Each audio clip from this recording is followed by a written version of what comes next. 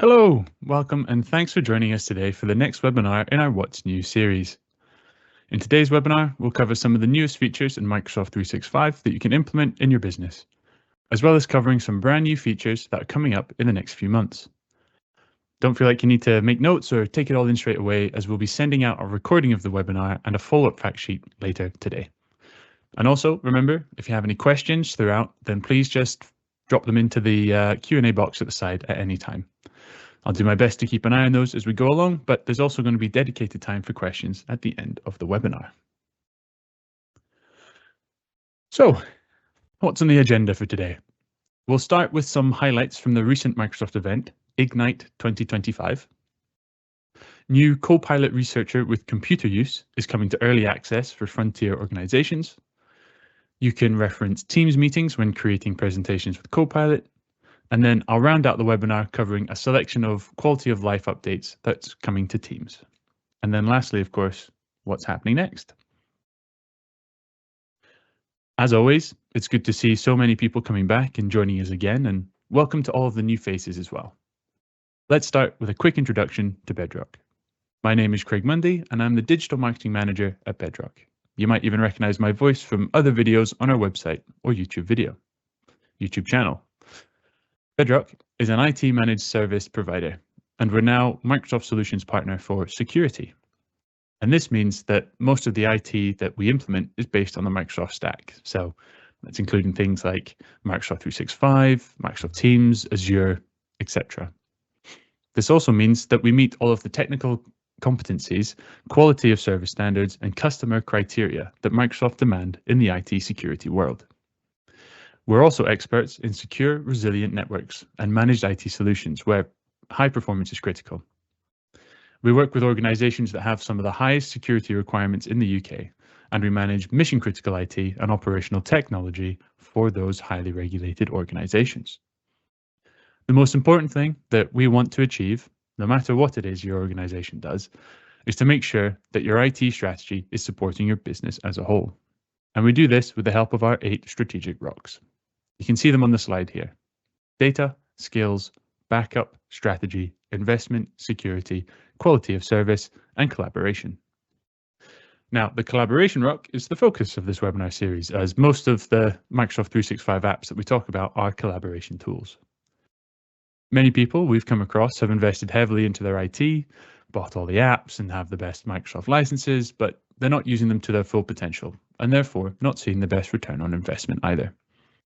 So really, that's the aim of this webinar series, to keep you up to date with everything that's coming out and everything that you could start to implement that you've probably already got access to, and hopefully start to make a big difference to your business strategy.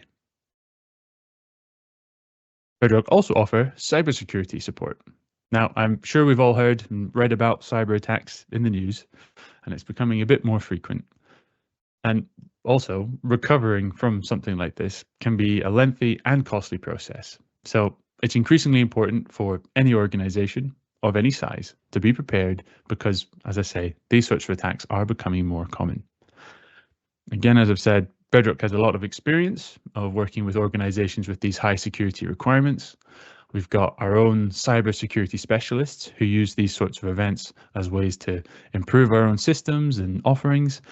And we're Cyber Essentials accredited, and we're part of the National Cybersecurity Centre Industry 100, meaning we have a lot of knowledge and guidance to share. So if you're looking to assess or better understand your cybersecurity needs and requirements, then please just get in touch and we can discuss best practice, consult on what your organization is doing to prepare, help you understand the why behind these sorts of attacks, as well as offer training to bring you and your team up to speed. Just drop myself an email or go through the contact page on our website, and we'll be happy to set up a meeting with our cybersecurity experts. Okay, so let's start off with some of the highlights from this year's Microsoft Ignite event.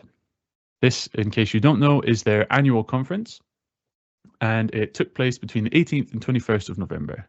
And across this 3-day event, there were a ton of announcements made, some, of course, more relevant than others.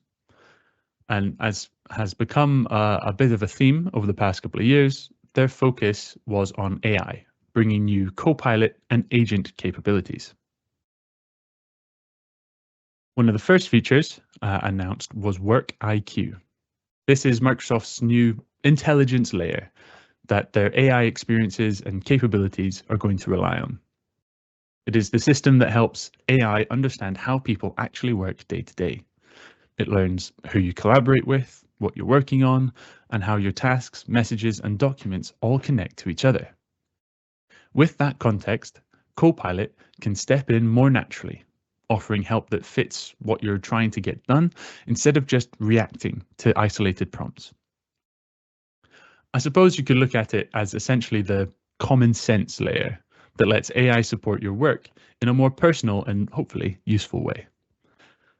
This aims to make the value of Copilot so much more than just AI power, but through contextual relevance. And in all honesty, despite the brilliant marketing of Microsoft, I'd argue that for the most part, Copilot has just played that role of an AI tool answering back and forth with your questions. But with this, bringing together content, data, memory, and context, this is the start of building something genuinely powerful and distinct from a lot of the other AI tool providers. This will be powering Microsoft 365 Copilot, as well as any agents that you use or set up.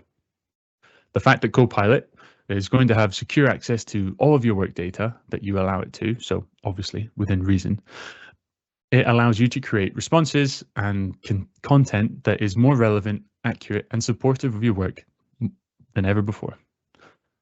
This isn't entirely new information or content as such, but the way that Microsoft contextualized it during this event with the new tool integrations and leaning on their USPs more, it's really given me some hope, and I'm genuinely quite excited to see where this can go in the future.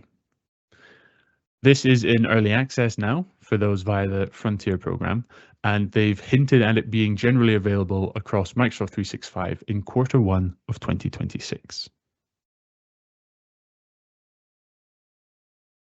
The next big announcement was a new agent mode that is set to be coming for Copilot in Word, Excel, and PowerPoint.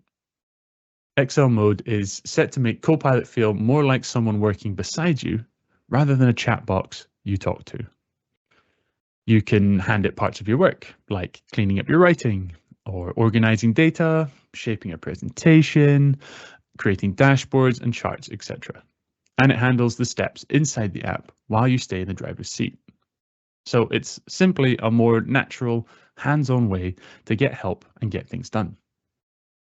From early access demos that I've seen, it looks like it, understandably, takes quite a long time, depending on your request, to do the work. The agent will then list the reasoned steps it took to follow your prompt, insights it took from the data, and how it got to the finished piece. The screenshot example that you can see here is an Excel document, and it will literally populate the spreadsheet with the results of the prompt. It can create charts and graphs from the data, all while using proper Excel formulae to ensure that the workings of the cells are consistent, replicable, and so that you can actually see what formulae it's used so that you can fully understand the inner workings of the piece of work.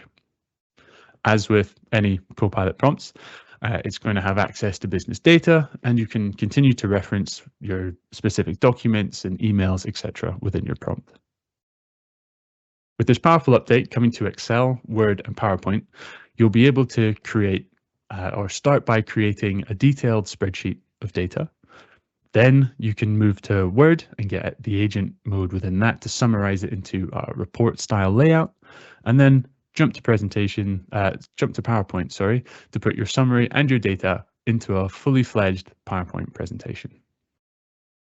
Within that, at the end, the PowerPoint agent lets you tweak things like the tone of your content, the style, image preferences, all ready for you to present your findings to relevant teams or stakeholders. Through harnessing multi-step reasoning, context awareness, and greater autonomy to co-create instead of replace content within a document, it should lead to a more productive process, leading you to get your results faster, as it should be more accurate and hopefully needing less, although it is fully capable of it, iterative back and forth to adjust the content. These features are eventually coming to anyone with a Microsoft 365 license and access to Copilot Chat. Perhaps one of the most interesting things about these updates is that the more you work within the Microsoft stack, the deeper the insights you're going to get across the board when using Copilot to support your work. Again, these new agent modes are only in preview or early access at the moment, but as and when I hear more and gain access to these features myself, I'll be sure to do a more in-depth look at these agents in a future webinar.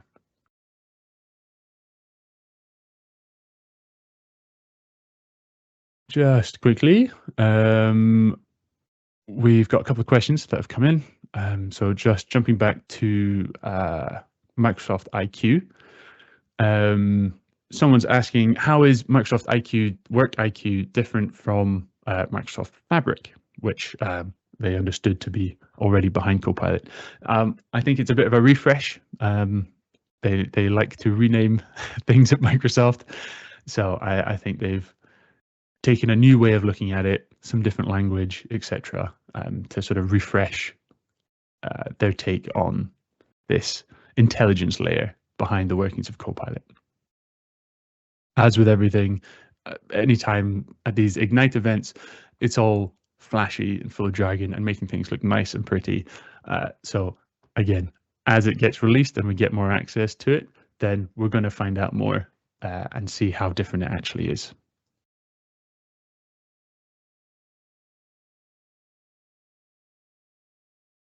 Again, leading on from that, they then said, when I mentioned Copilot functionality, is it for all licenses or just with premium? My understanding is that Work IQ will be across all of the license types because it's going to be the fundamental part behind Copilot. I could be wrong. Again, it's only in early access at the moment, but I can do some digging and find out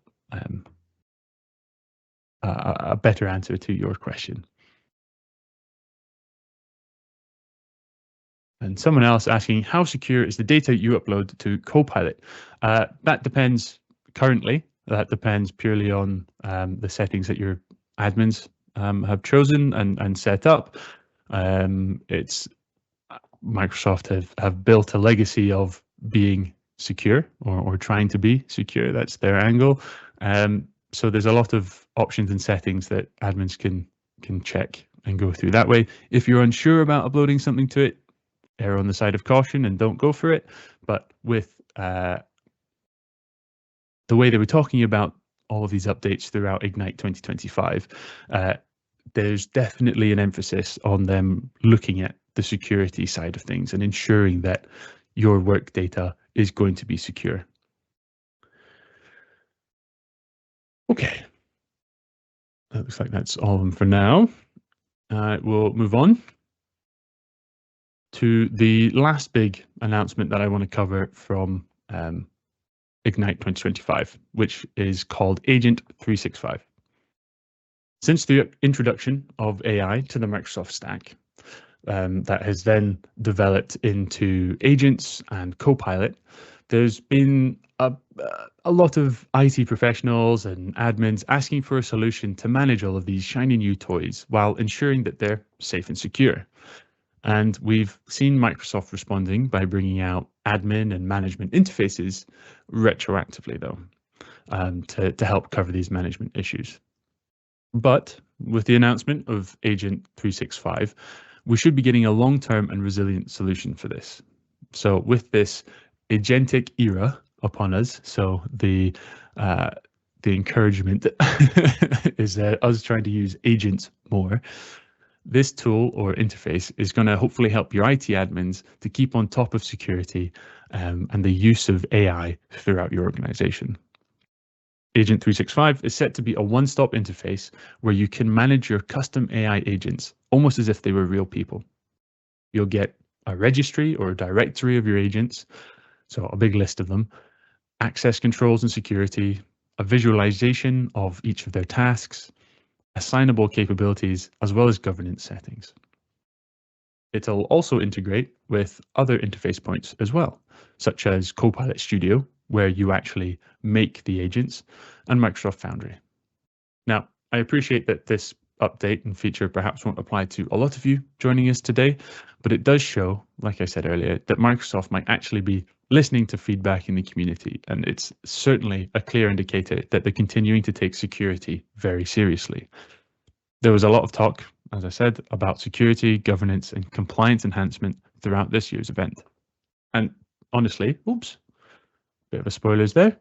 There we go.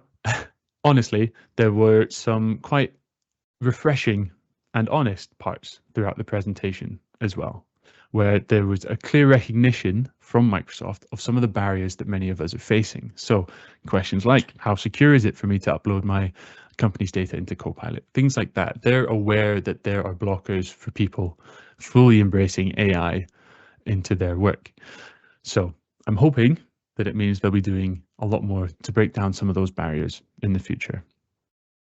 Now, as with all of these features that were announced at Ignite, Agent 365 is only in preview or early access at the moment. If it's something that you'd be interested in me covering in more depth in a future webinar, then please do let me know. And again, when I get access to it, I'll be happy to go into more detail about it.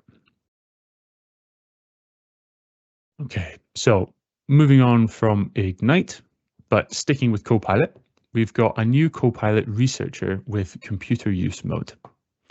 This is an extension that enables you to interact with public, gated, and interactive web content using a secure virtual computer.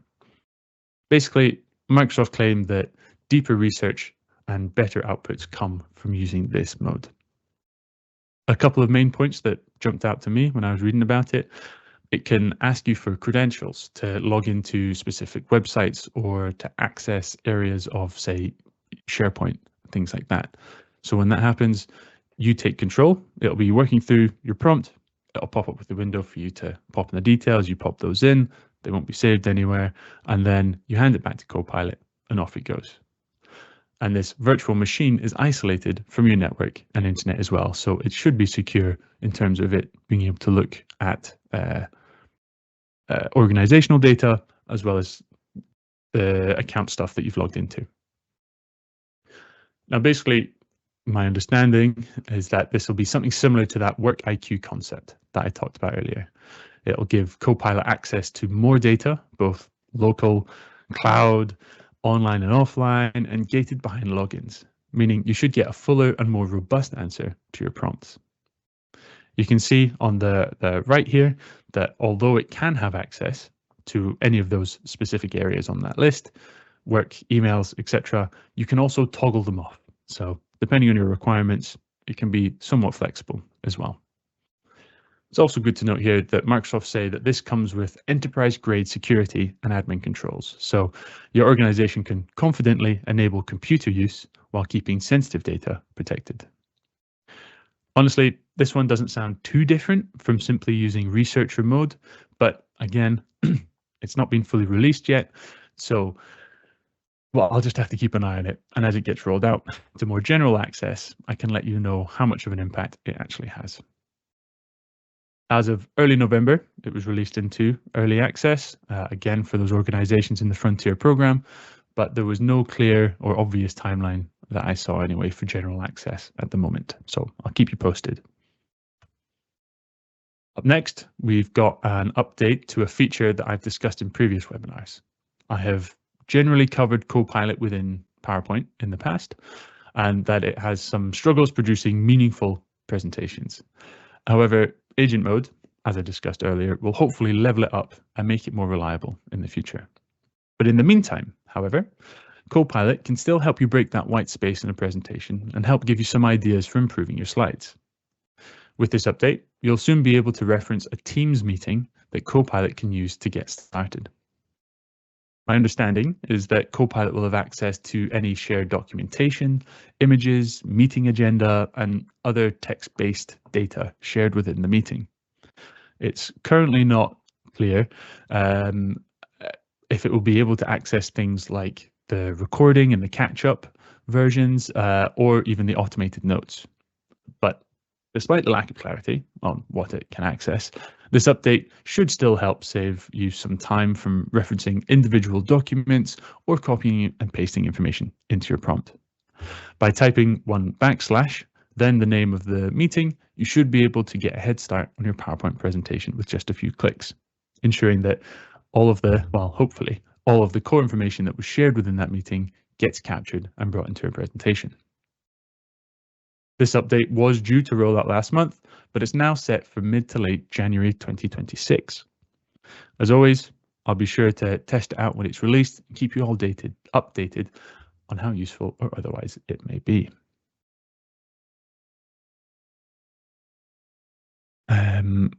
A couple more things have just come in the Q&A bit. We've got someone that is interested in Agent 365, so absolutely, I'm going to keep an eye on that and let you know more when I know more. And with regards to researcher, with our permission, can access closed areas of the web.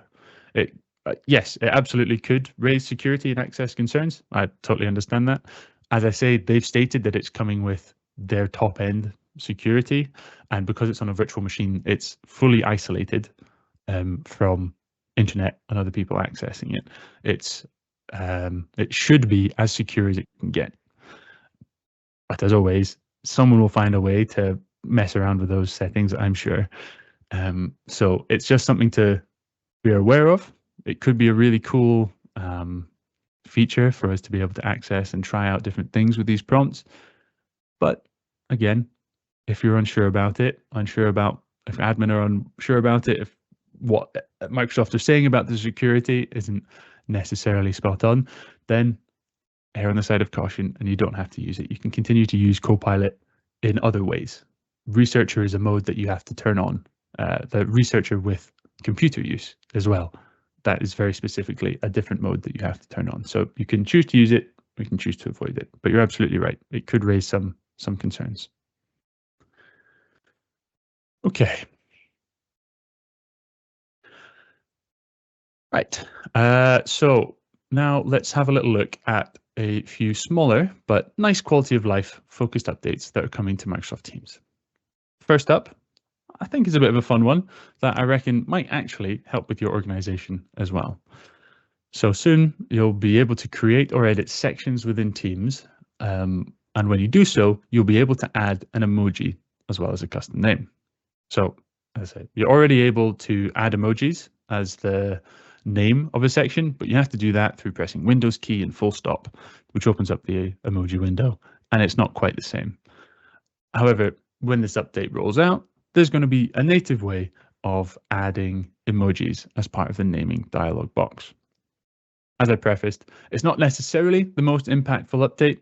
However, if you do have a lot of different sections for your organization, favorites and follow-ups and different projects and tenders and customer chats, then actually being able to customize it with an emoji that at a glance you know exactly which chat it is that's popping off, then it might just save you a few seconds, a couple of clicks here and there. And as I've always said, that can go a really long way on a day-to-day basis. This update was due at the end of last month, but I've not actually got access to it yet. So make sure to go and have a look, try creating or editing the name of your sections and see if you've had it rolled out to you yet. Next, we've got our new way of finding settings.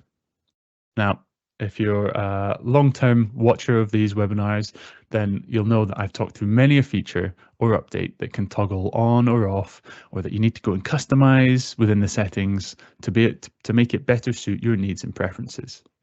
Well, this update should hopefully be the perfect sort of quality of life update that, well, you know, I enjoy reading about it, and I know how sad that might sound. But now, if you head to your settings by clicking that three-dot menu next to your profile picture in Teams, you will now find a search box above the list of settings headings. Here you can type in a word or a specific name of a setting, and you will be able to, it'll help you find it more quickly, basically. As you can see in the screenshot, there will often be multiple different settings that Microsoft suggests or that Teams suggests. And so you can just click onto them. If it's not the first one that you were looking for, try clicking on another one. And basically, as you click on these search results, it's going to jump you to the relevant settings page on the right-hand side, where you can then just adjust or customize the setting as you would normally. So, you know, I've defined the right subheading and scroll down to the right bit, You can type in a word, click, click, good to go. Perhaps you just can't quite remember the heading or subheading that the setting's under, or perhaps you know exactly what you're looking for. In either case, that'll save you some time, and again, a few more clicks with using this handy little search bar. This update rolled out in early November, and it's definitely worth keeping in mind the next time you need to adjust some settings. Now, for the last wee update for Teams for today, I've got you another one that does exactly what it says on the tin. Soon, you'll be able to open Microsoft Teams channels in a different window. Now, this is something you can already do with chats, so the concept isn't exactly groundbreaking. However, I do see it being quite a useful update, especially if you have, say, one large or a few multiple, you've got multiple monitors, then you'll be able to pop out a channel that has some useful information in it, and you can click and drag it around into another window so you can still reference it. From there, you're then able to copy and paste it or have the channel on your other monitor there for reference while you're writing a response or sharing details within another channel or chat within Teams. Perhaps you're even writing in a Word doc and you want to reference information from two different channels at the same time. Well, this update will hopefully just smooth out that process and let you do so by minimizing the amount of changing of chats and channels where, as you know, when you click between chats and channels, often it resets. If you had to scroll back up or scroll down, depending on how you've got it loading, then you could just lose your place quite easily. Now, there's two straightforward ways of doing this. The first option has you select from your list of chats and channels, find the right one, find the three-dot menu next to it, click it, and then the top option is open in a new window. From there, as I said, click and drag it around, place it wherever you want to, and you can access the rest of Teams while you're doing that. The other option is if you've clicked into one of your channels, then in the top right-hand corner, if you go along your channel header, you'll find that three-dot menu again. Click it, and again, first option, open in a new window. And there you have it. This update was due by the end of November, but again, I haven't got it coming up on my system as yet. So that's us for today. I just want to quickly let you know about the next webinar in this series, and it'll be coming next month. So it'll be taking place on Thursday, the 8th of January, 2026.